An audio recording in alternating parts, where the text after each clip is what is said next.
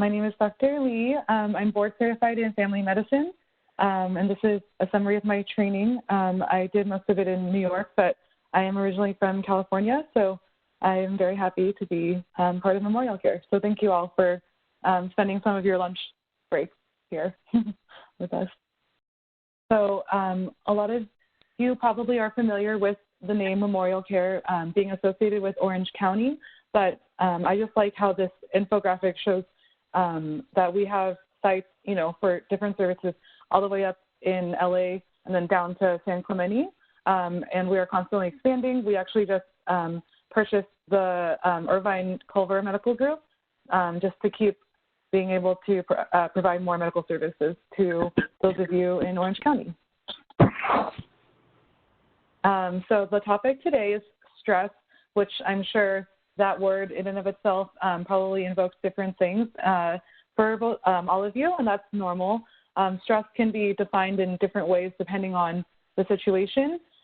There are physical manifestations like your heart beating fast above the normal rate, or perhaps even skipping a beat.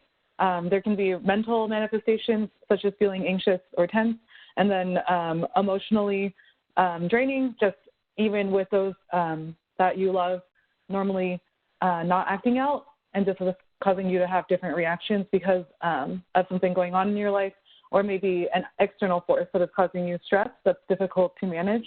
So the majority of this talk will be kind of exploring what stress is and different ways to tackle it. So kind of like I just summarized, stress is different for each person. So I think it's really important to not compare yourself to other people's situations. I've seen so often that something that might be very stressful for one person doesn't cause any issues for anybody else, and vice versa.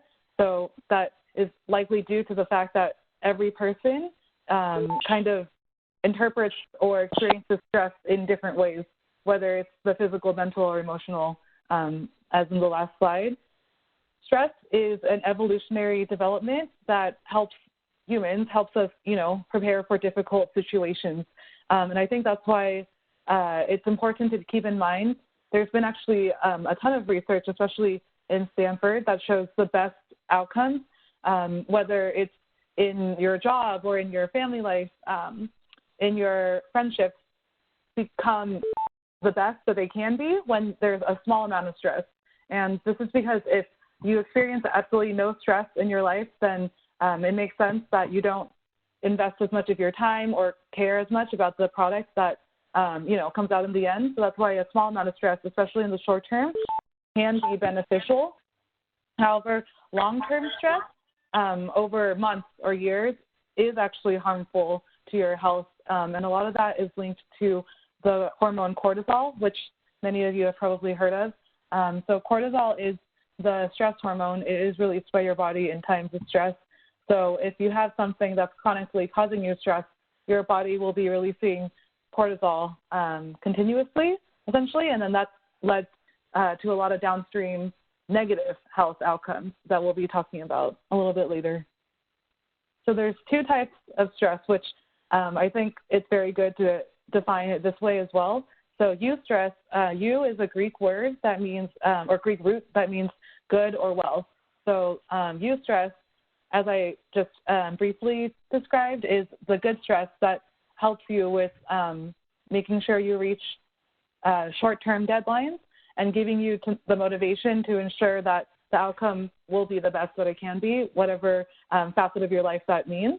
On the other hand, distress, as we probably all know, is bad stress that can make you feel overwhelmed, and that would be usually associated with negative outcomes.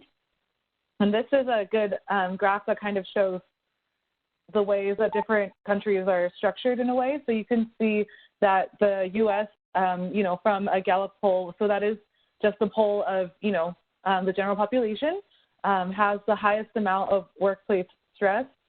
So it did take into account different factors such as, getting along with your coworkers or disagreements with management decisions. But regardless, overall, the U.S. is unfortunately number one in terms of the highest amount of stress. You can see that the remainder of the countries are either, highly industrialized or just alongside the U.S. in terms of technology, like the UK or Germany. But even Germany, being second highest, is only at 60%, so 20% less than us. And I think it's important to kind of see why the U.S. seems to be the highest in terms of stress. So like I said, breaking down stress for the U.S., they're almost all the same, but the thing that seems to cause people the most stress in the Gallup poll is, the future of our country, and especially now during this pandemic, it's something that is constantly in the media and something that people are always thinking about economically in terms of our healthcare system. So I think that makes sense. But a close second is money. Again, I think that's why this talk is so timely. Even before this pandemic, that probably would have been one of the things that most people are concerned about the most in terms of job security. And then third, you can see is the actual work environment itself. So maybe there's a coworker that you don't get along with, but all of these are pretty equivalent in terms of stressors. So let's say you're experiencing all of these, or even most of them at the same time. That's going to just lead to constant cortisol being excreted by your brain. So it's just something to keep in mind. Once you identify what is causing you stress, how can we manage the stressors to try to decrease the cortisol levels? And stress is a very complex thing. Obviously, the fact that it can affect your mentation, your emotions, and your body shows in and of itself that it's complex. And if you remember the eustress versus distress slide, so some of the negative outcomes that can happen are negative health outcomes. There's something that we call metabolic syndrome, which is a group of, or a cluster, I guess, of 5 different things. It's, a waist circumference greater than 35 inches in men and 40 inches in women, obesity, sleep apnea, and having any of these is going to increase your risk of diabetes, hypertension, heart disease. So it's kind of a double-edged sword, because also with obesity, having higher levels of fat means you're storing higher levels of hormones. So that's generally estrogen and progesterone, testosterone, but it can also include cortisol. So just the fact that some people stress eat, for instance, aside from possibly gaining weight, they could also be unintentionally giving themselves more stress too, just by the body storing it for longer periods of time. Other things that can happen are reliving traumas. So another big study that they've done is with people who have been diagnosed with PTSD, whether from, a war or a traumatic life event, but anytime they experience stress in their life later on in life, they can continue to relive that trauma. So that's obviously not good. It can also negatively impact your finances. If you're stressed about other things other than your job performance may suffer. And that's kind of leading into the next bullet point of work. Major life changes is also very important. So there's a life severity scale that a lot of psychiatrists and mental health providers use. And the 3 most stressful events in life, maybe you want to think about it in your head, but this is actually kind of surprising. So the 3 most stressful events in life in order is death of a family member, marriage, and moving. So divorce is actually less stressful than marriage in terms of the overall life severity scale, but divorce is number 4 on that list. So undergoing any of those major life events is going to increase your stress level most likely, unless you have a lot of support in place. So delving more into symptoms. So other than the fast heart rate that I talked about, some physical symptoms you can have from stress are fatigue, which may be directly tied to not getting good sleep, headaches, because either dehydration or you're either eating too much, or opposite effect of not eating enough due to the stress, that can lead to hunger pains and headaches from dehydration. GI issues, just because either the stress is making it difficult for you to eat. In the past, we used to think stress directly caused ulcers. Now we know that stomach ulcers are actually caused by a bacteria called H. pylori, but stress can actually increase your risk still of getting the bacteria. Maybe your stress manifests more as a panic attack, so that can feel like chest pain, chest pressure, palpitations, and also lead to a decrease in your immune system, which is why you might find that when you don't sleep enough, when you are stressed, that you get sick more often, whether that's, a cold or maybe you have seasonal allergies that are generally well controlled, but when this event happens in your life, a major life event or a trauma, like I talked about, you're more prone to getting those things. In terms of your mentation, so anxiety is kind of the first thing that we all think about when we experience stress, but it can also lead to things that we see in the mental health realm, such as racing thoughts. So disordered thoughts, even if they make sense to you, they're coming so fast that you're not able to process them in the normal fashion. Inability to focus, which can lead to a direct decrease in your work performance. Poor judgment, which could again be from lack of sleep, or that the stress is so overwhelming that you're not able to think clearly, and a sense of pessimism because you're unable to see kind of the light at the end of the tunnel. And actually another study that I wanted to bring up is they've studied with people with high cortisol who are under constant stress, even if they don't, feel any happiness that day. If you force yourself to smile, it can actually trick your brain into increasing dopamine, which is the pleasure neurotransmitter or chemical. So something I do when I'm having a very stressful day is, I'll just smile before I go into my next meeting or go into another room, and it definitely has helped me in that way. Behavioral symptoms that can happen. So changes in behavior, like I said, change in appetite. Procrastinating is also very common because your stress is so overwhelming that you almost don't even want to start tackling it because you just know that whatever project it is or whatever deadline you're trying to meet is so burdensome. Other behavioral things that can happen are increased negative behavior. So that would be either increasing your use of alcohol or smoking more than you normally would. General habits that you have under control, like nail biting or pacing back and forth that you can't seem to control anymore. And with alcohol, I just wanted to bring up that JAMA, which is our main medical journal, so influenza, the regular flu, replicates in the presence of alcohol, and they have shown that there's a cross correlation with COVID. So COVID can also replicate in the presence of alcohol faster. So we're definitely advising that, you keep alcohol consumption to a minimum during this time. So I talked about a lot of the physical effects, but it's actually more far-reaching than we initially thought. So you can see, starting from your brain all the way, down to your gut, different things that can happen. So we talked about the headaches and the fast heart rate.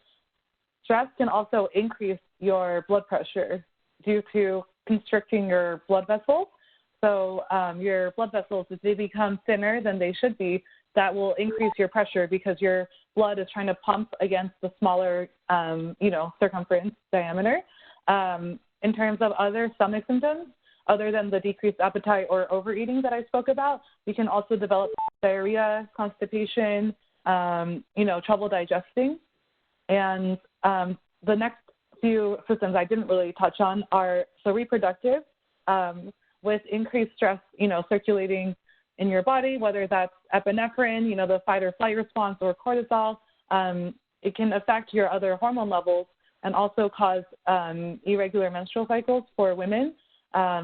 We've often seen in female athletes, even if they're not underweight, their hormone levels become so low that they do not get regular periods. And that can be dangerous because that just means more and more, uterine tissue is building up so that when they eventually do get a period, it's very heavy, and that can be detrimental, cause anemia, things like that. So you definitely want a regular menstrual cycle. Skin. So a lot of these are also similar to thyroid symptoms, if any of you are familiar with thyroid disease, but it can cause changes to your hair, your nails, cause acne, and a lot of that also is due to hormone imbalances. In your joints and muscles, it can mimic symptoms of arthritis, cause muscle aches, and, kind of make you feel worn down, even though you haven't, probably been doing the same level of exercise or physical activity that you normally would. And then, like I spoke about, long-term effects on the immune system is it can actually lead you to be immune compromised over time. And let's say you wouldn't have gotten sick, your body would have handled a small cold 20 years ago, but now you would get sick right away as soon as you're exposed to whatever viral pathogen.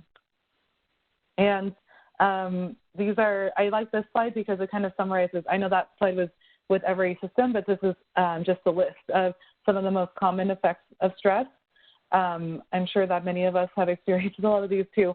So high blood pressure, a lot of the reasons that we have high blood pressure, you may have heard of the term white coat hypertension. So that's, kind of anxiety or stress from seeing your doctor, and that can falsely elevate your blood pressure. So the definition of hypertension that we use is a minimum of 2 consecutive office visits with elevated blood pressure, or we actually recommend 3. So, just because your blood pressure is high one day, just if you are anxious or nervous, then that is something to keep in mind. Caffeine can also raise your blood pressure for the same reason of constricting your blood vessels. So stress is, it can be a self-diagnosis, but it can also be a clinical diagnosis. So especially, I would say, if you're experiencing some of the cardiac symptoms that I talked about, whether it's the chest pressure or feeling like your heart is racing, that can actually be a condition called atrial fibrillation. It is one of the most common cardiac conditions in the U.S. It affects 10% of all adults. So atrial fibrillation causes an irregular heartbeat. Basically, you skip a beat occasionally, or you'll have a cluster of regular beats and then a pause with no beats. So a lot of the times when you have an episode of atrial fibrillation, it feels like a panic or an anxiety attack. So that's why it's important that you don't just brush off any physical symptoms you're experiencing.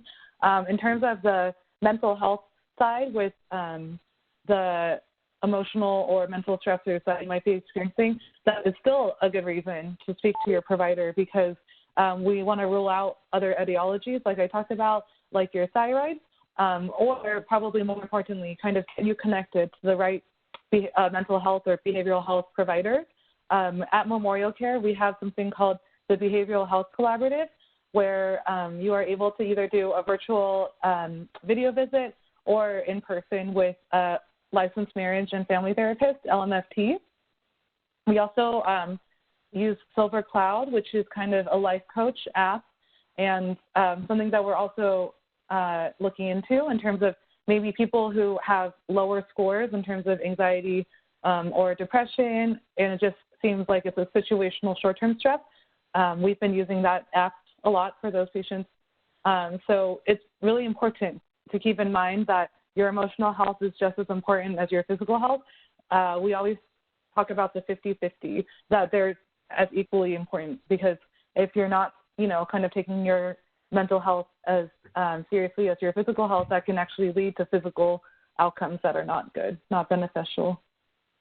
So other than the counseling and possibly, kind of meeting with a therapist and your medical provider, other things that may happen are, you may learn stress management techniques that you can successfully do at home without having to seek, professional care. Another option is a referral to a psychologist. So psychologists are generally PhDs, so they're different than psychiatrists in that they focus more on kind of finding the root cause of your stress. They use a lot of, when we see the Rorschach ink blot tests, those are often done by psychologists, so they can kind of know more of your psyche and why you do approach different situations the way you do. And they are generally able to prescribe medication, but in terms of optimization of medication, if that is the route that is, decided upon as being the best route, they will generally send you to a psychiatrist, which is a MD, a medical doctor. So because there's so many ways to approach stress, I do think it is really important to talk to your primary care provider first who should be able to help you navigate kind of all these different resources. So one of the home methods to control stress is mindfulness, and I feel like this is a buzzword that's kind of coming more and more into the forefront.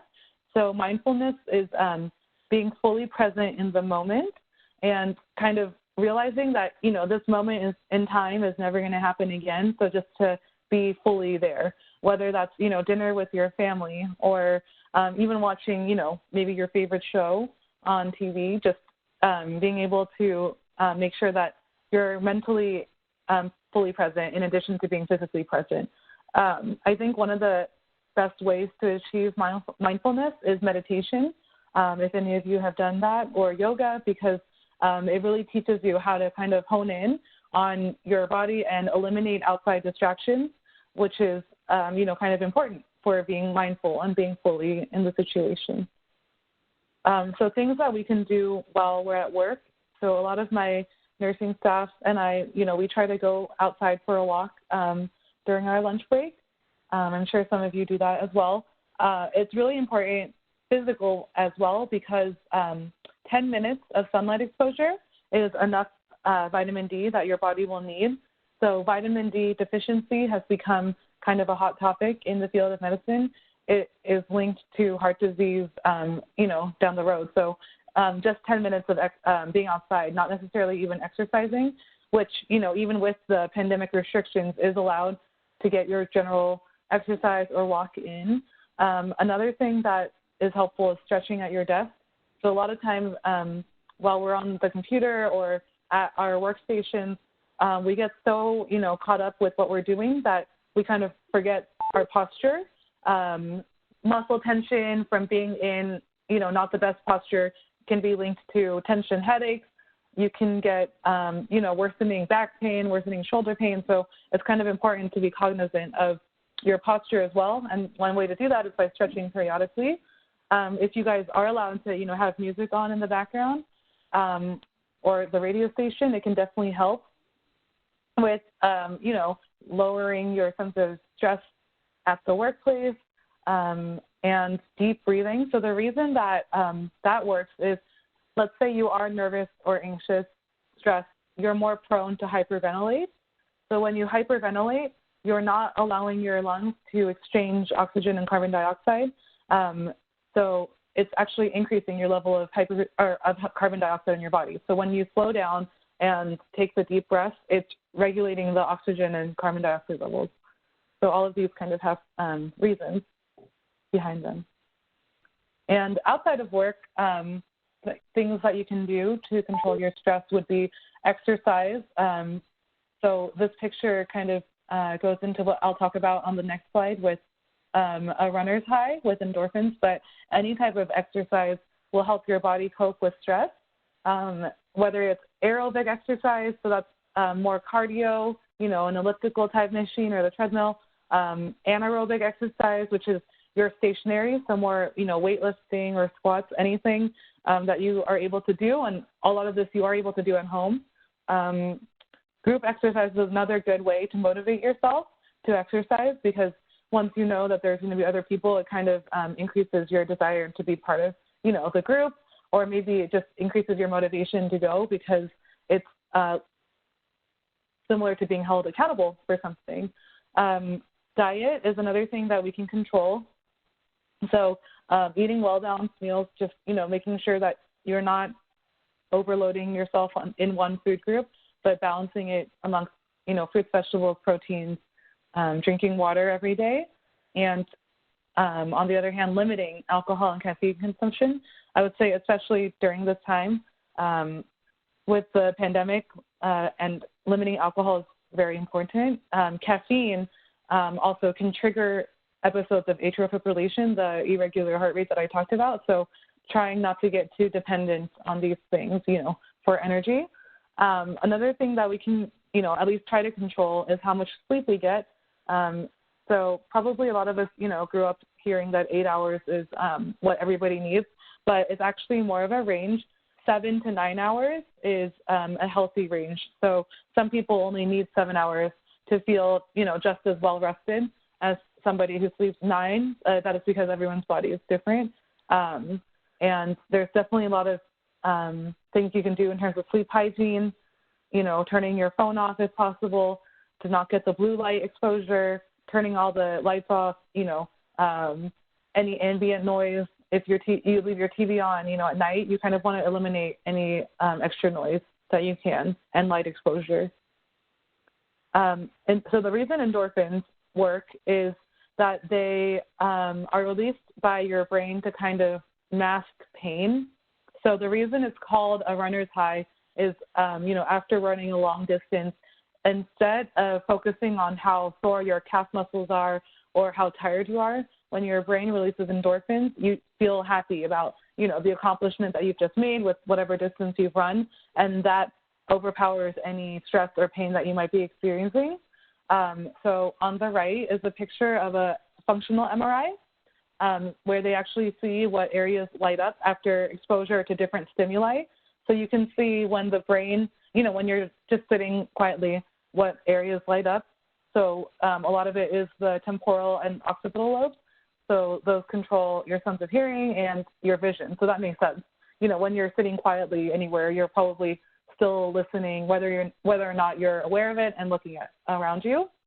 But your brain, after 20 minutes of walking, triggers the release of endorphins, and you can see that more areas of your brain light up. So not just the occipital and temporal lobes, but in the front near your nose, that's the frontal lobe. So that's personality and how you approach different, complex situations, and basically your whole brain.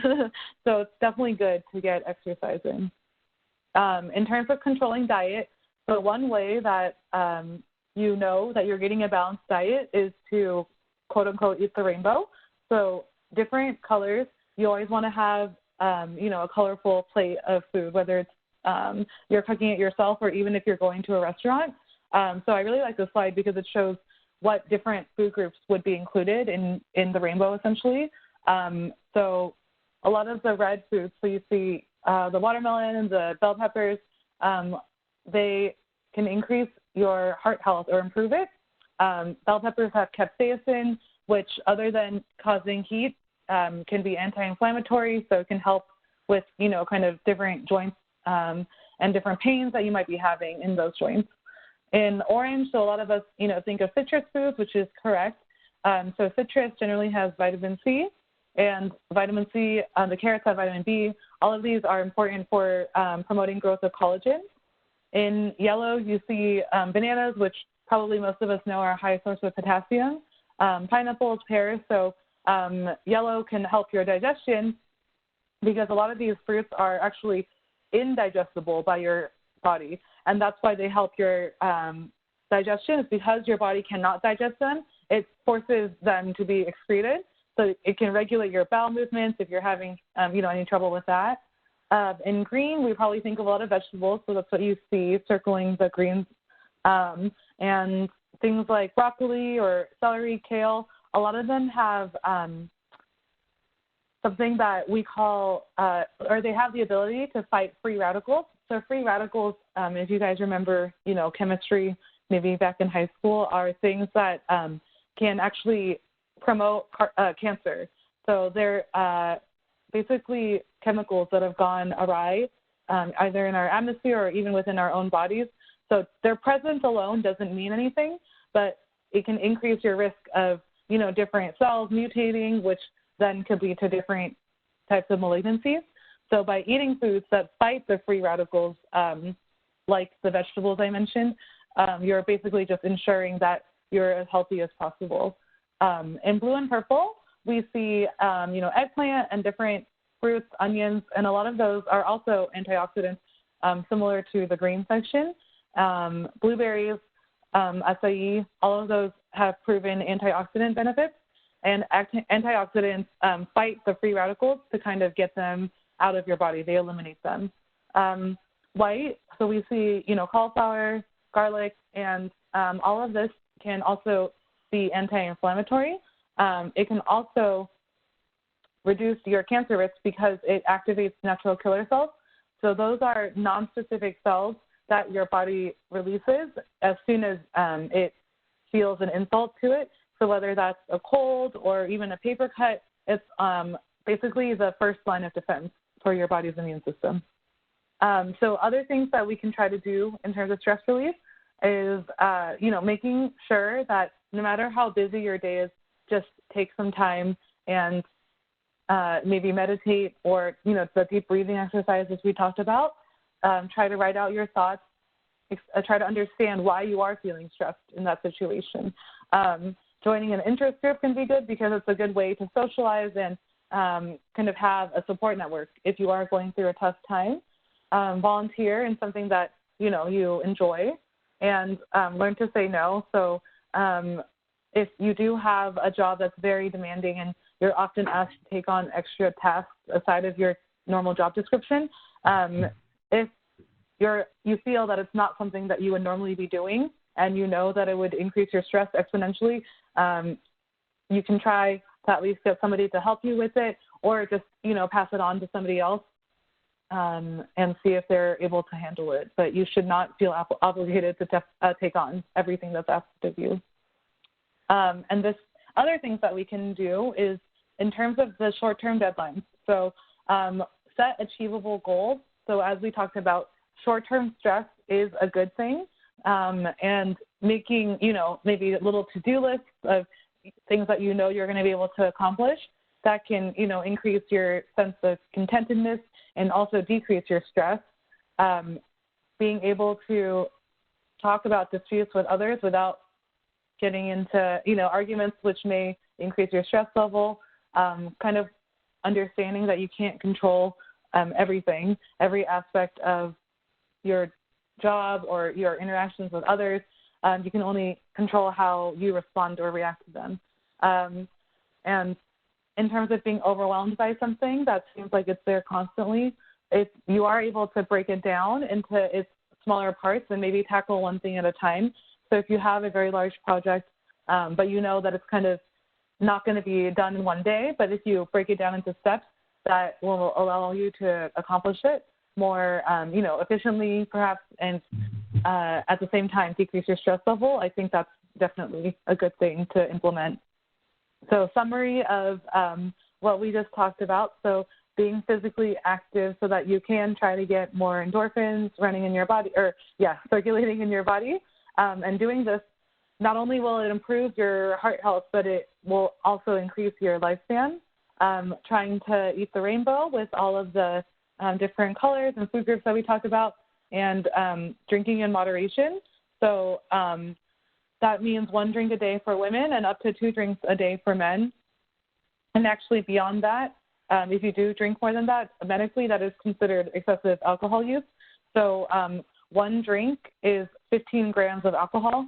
So this is a nice pictorial. So it's either 1.5 ounces of hard liquor or alcohol, 5 ounces of wine, or 12 ounces of most beers. So that's kind of a good way to know and keep yourself accountable to how much alcohol you're consuming.